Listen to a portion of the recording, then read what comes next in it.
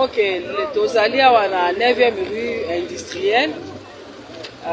Na bisika oyo tozwami lelo ezalaki problème commissaire provincial atindaki moi ba conflit moko ezali ba ko déguerpir bato.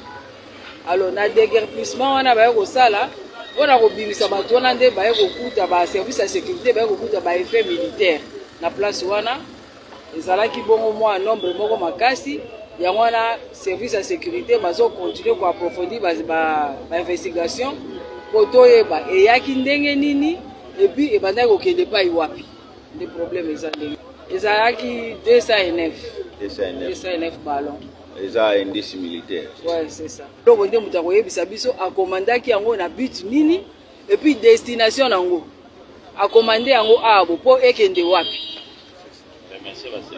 Yango na pesi merci na service ya sécurité na biso et puis ozomona ka ndenge nzamba azokama mboko oyo. Ba makambo esalami na kuku ezobima na poisa. Ezalaki likambo ya déguerpissement nzamba asali ke to ya komona. Tozomona bango bazosala musala tozokanisa ke bazosala musala na bango na ndenge elongo bani. Alors ba condamné ba investigation continue ko salema toyeba penza makambo eza ndenge nini.